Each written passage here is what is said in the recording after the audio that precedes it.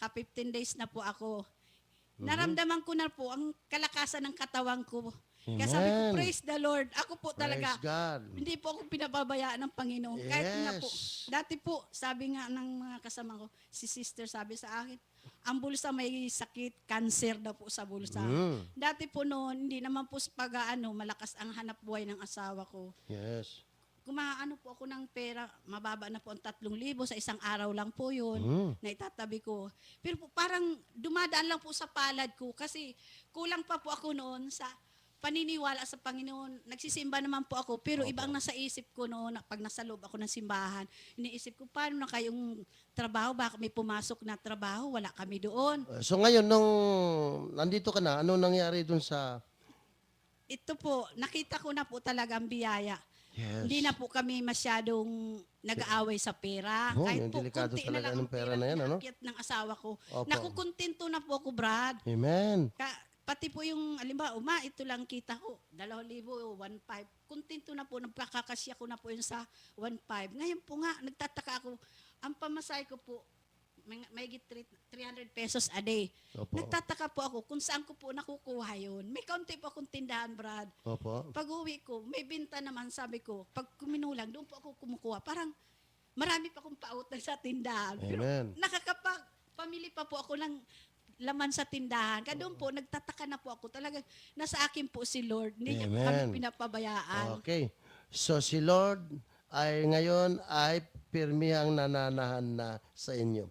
Kaya yan po mga kapatid, napakinggan po ninyo, inayos ang buhay, inalis ang karamdaman, at yan po ang kilos ng Panginoon kung ano ang nagaganap kapag ka ikaw ay patuloy na nagiging tapat at naglilingkod sa Panginoon. Bueno, sister, maraming salamat po. Ibibigay ko sa inyo, Sister Sela Osing. Sela Osing, siya po ay taga-Tansa, Flores, Kumbayan. Yes, magandang hapon sa iyo, anak. Magandang hapon po, Brother Marcelo, tsaka po kay Brother Ting. Maihambing ko po ngayon sa Ebanghelyo natin. Dahil noon, matagal na panahon po, bulag po ako. Hindi po ako marunong magsimba. Tsaka po, hindi po ako Katolik. Sa totoo lang po, Brother Anong sekta ka? Marcelo. Anong sekta ka? Anong dati mo? Sabihin mo. Saksi ni Jehovah po. Saksi, okay. Pero hindi po ako ganap na saksi ni Jehovah. Opo. Tapos po yung ano po, Pero yung papunta nanay ka ko na po, doon. 9 Yes. years old pa po ako noon. Opo. Tapos nung namatay na po yung tatay ko, bali hindi na po kami nakakasimba. Tapos po, yung malaki na po kami, kung gusto lang magsimba lang. Kung hindi, okay lang. Bara-bara lang po ang buhay. Parang ganun po. Opo. Tapos po nung asawa na po ako, naakay po ako ng aking asawa, tsaka yung pamilya niya, sabyanan ko. Nagsisimba naman po ako, pero wala po yung paniniwala ko, yung pananalig, yung marami Sa Katoliko, pa pong kulang. sa Katoliko. Opo. Opo. Sige Marami pong kulang. Parang sa loob-loob ko, Lord, bakit ganito? Pero nung nung nag-umpisa po yun nung umakyat po si Mama Mary sa bahay ng hipag ko. Nung una po, hindi ko lang po pinapansin, pero doon po ako. Nung pangalawa po, doon ko po naramdaman ng presensya ng ating Panginoong Diyos na buhay. Kasi po, kahit na po marami pong kasalanan sa Kanya, dahil po binigyan niya po ako ng biyaya. Dahil po isang beses noon, wala akong pambayad sa bahay. Sabi, ate, wala akong pambayad sa bahay. Sabi niya, ayan si Mama Mary, humingi ka na sa kanya. Sabi ko, hindi ako nag-aalangan, Mama Mary. Kailangan ko ng financial ngayon. Tulungan mo naman ako. Hipuin mo yung puso ng taong lalapitan ko. Ngayon po, dumating yung taong lalapitan ko, hindi po nag-aalangan. Thank you, Jesus. Hindi po siya nag-aalang pahihiramin ako. Tsaka isa pa po, marami man pong biyayang binigay sa akin. Isa na po yung pag-akyat ko rito, pag-akyat ko dito sa sa SOC. Dahil po yung spiritual ko nabusog po, hindi lang yung katawang lupa. Dahil noon po talaga, hindi ko po kilala yung sarili ko. Nagpapasalamat po ako sa mga head servant, tsaka brother Ting, tsaka sa mga iba pong elder. Sa pamagitan po nila, sa pamagitan ng ginamit ng instrumento ng banal ng Diyos. Amen. Dahil naiintindihan ko po yung mabuting salita at nakilala ko po yung sarili ko. Dahil ngayon ko po naramdaman ang presensya ng Diyos. Dahil ko po naitutuwid ko yung mga kasalanan ko. Nakikita ko na po yung mga kasalanan ko. Amen. Dati po, may inisin ako. Pag may chismis, nagagalit ako. Umiiyak ako kaagad. Pero ngayon po, bigla ko na lang nakilala yung sarili ko na ito na pala ako ngayon. Kasi po narinig ko yung magandang yung salita ng Diyos sa Biblia na araw-araw. Kasi po Amen. 15 days ko na po ngayon. Amen. Nagpapasalamat po ako na binigyan po ako ng Diyos na malakas na katawan kasi po araw-araw po kami naglalakad ng anak ko. Opo. Inakarga ko po yun. Kaya mo salamat sa Diyos na marami pong biyaya na binigay sa akin. Tsaka hindi po sa 15 days na panata ko, hindi po nagtatapos doon at aakit pa rin po ako sa SOC. Dito po ako binagyan ng buhay na masaya. Amen.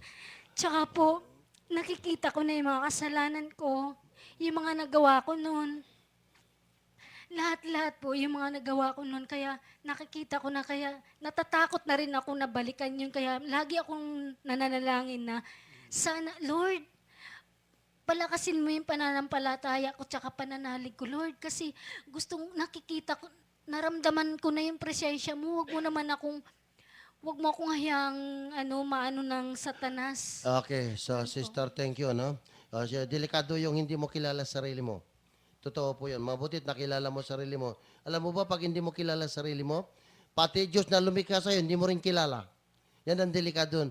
Pero purihin ang Panginoon, nang dahil sa pag-akyat mo dito, natuto ka, sa pakikinig mo, kasi sabi ng Roma, 10:17, ang pakikinig ay nagbubunga ng pananampalataya.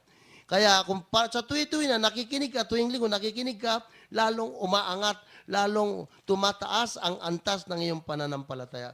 Kaya mga kapatid, napakinggan po ninyo ang atin pong mga bisita rito, no?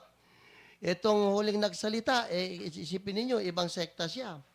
Pero siguro, uwi na rin ng Panginoon, no? Uwi na rin ng Panginoon, dumating ang oras, tumugon siya doon sa panawagan ng Panginoon. At ngayon, isa na po siya ng tunay na Kristiyanong Katoliko, hindi lamang sapagkat na miyembro siya ng Soldiers of Christ, naging daan lang po ang community ito.